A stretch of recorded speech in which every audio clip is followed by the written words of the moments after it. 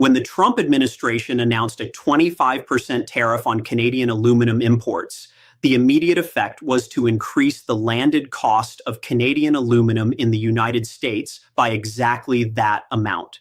Think of it like this. If a metric ton of Canadian aerospace-grade aluminum previously cost $2,800 delivered to a Boeing facility in South Carolina, the tariff adds $700, bringing the total to $3,500.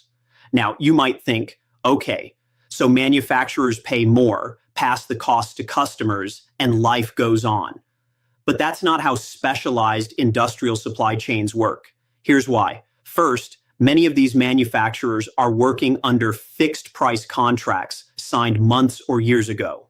Boeing's contracts with airlines for 787 Dreamliners were negotiated with specific price points based on projected input costs.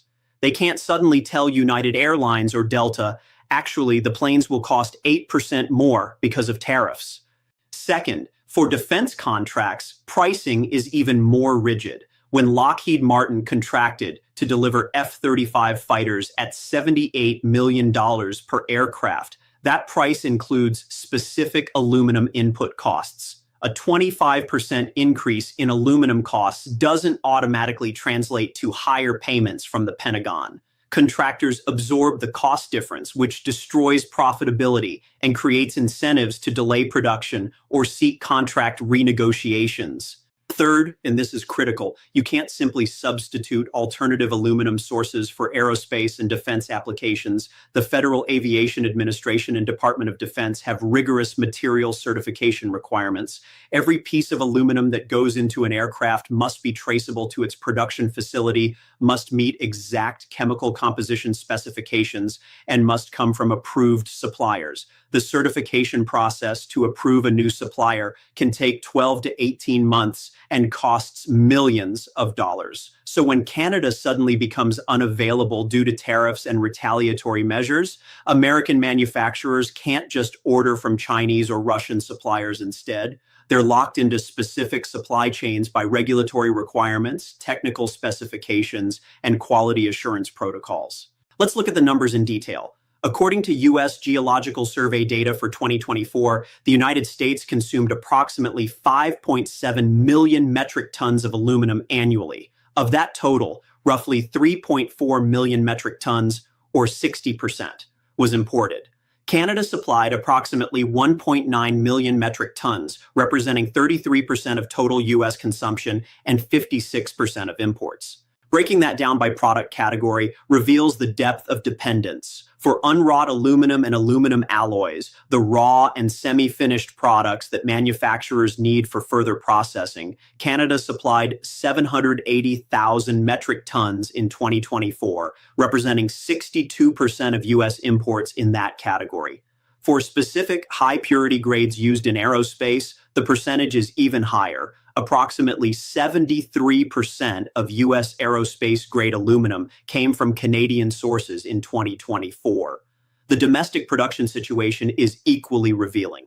The United States currently operates 9 primary aluminum smelters, with a combined annual capacity of approximately 970,000 metric tons. However, actual production in 2024 was only about 730,000 metric tons, operating at roughly 75% of capacity. Why not increase production to offset Canadian imports? Because ramping up aluminum production isn't like turning up a thermostat. Each smelter requires specialized labor, consistent electrical supply at competitive rates, and regular maintenance schedules. Alcoa's Tennessee facility, that's currently at 62% capacity, is upgrading to newer, more efficient potlines, the electrolytic cells where aluminum is actually produced. You can't accelerate that modernization process without risking equipment damage or safety incidents. Other facilities are constrained by electricity costs. Aluminum smelting is so energy intensive that electricity typically represents 25 to 40% of production costs. Facilities in regions with expensive electricity simply can't compete economically. Now, let's compare this to a historical precedent. In 2018, the first Trump administration imposed 10% tariffs on aluminum imports under Section 232 of the Trade Expansion Act, citing national security concerns. That action triggered retaliatory tariffs from Canada, the European Union, Mexico, and China. The result? U.S. aluminum prices increased by approximately 30% between March and November 2018, but domestic production increased by only 4.7% because of the constraints I just described. Beer manufacturers, which use massive quantities of aluminum cans, saw costs spike.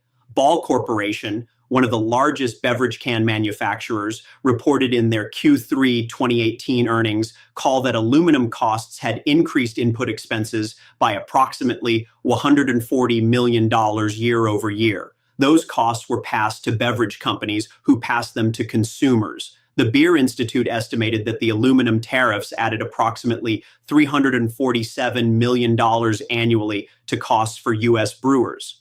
Here's the direct cause and effect chain for the current situation. Trump administration announces 25% tariffs on Canadian aluminum. Canadian government announces retaliatory measures and refuses exemptions.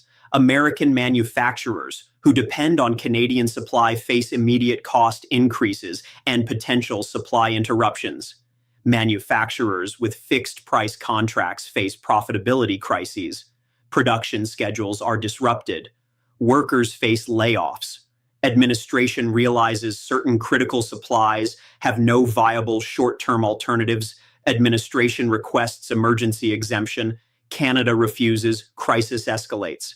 The economic mechanism is actually quite simple, but the consequences are complex. When you impose tariffs on a deeply integrated supply chain partner, you're not just affecting prices. You're threatening the operational viability of entire industries that were structured around that integration. Let me give you an analogy that makes this clear. Imagine you're running a restaurant that's famous for a specific signature dish. Your recipe requires a particular spice that only one supplier provides. It's unique, can't be substituted, and your customers expect it. One day, you get into a dispute with that supplier and they cut you off. You can't make your signature dish anymore. You can try to reformulate the recipe, find alternative spices, or change your menu entirely. But all of those take time and risk losing the customers who loved the original. Meanwhile, you're still paying rent, payroll, and utilities while your revenue drops.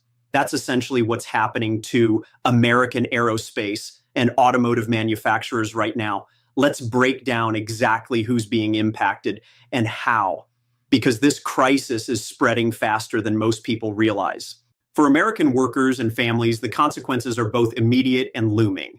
Take the Torres family I mentioned earlier. Christina, the Boeing supervisor in South Carolina, her husband Miguel works at an automotive parts supplier in nearby Goose Creek that produces aluminum engine components for BMW's Spartanburg facility. Both of their employers have now warned of potential disruptions. The Torres household has a combined income of approximately $127,000 annually, solidly middle class. They've got 2 kids, ages 14 and 16, a mortgage of $2,150 monthly, and car payments totaling $680. If one of them faces even a temporary layoff lasting 60 days, they'd lose roughly $10,500 in income, devastating their budget. Or consider the Martinez family in Massena, New York, near the Canadian border. Robert Martinez has worked at the Alcoa smelter for 23 years as an operations technician. His salary of $73,000 supports his wife, Elena, who works part-time at the local school district, and their 3 children. When Alcoa announced the 30% production reduction on March 18th, Robert's union representatives warned that approximately 130 positions could be affected. Robert told the Watertown Daily Times in an interview published March 20th, "I've survived previous downturns, but this feels different. We're not dealing with market cycles or energy costs. We're dealing with political decisions that cut us off from supplies we've depended on for decades. How do you plan for that?" The psychological impact shouldn't be underestimated. Economic Policy Institute research has consistently shown that even the threat of job loss creates measurable stress, reduced consumer spending, and health impacts in affected communities. When workers don't know if their jobs will exist in 60 days, they stop making major purchases, they delay medical care, they pull kids out of extracurricular activities. The ripple effects through local economies are significant.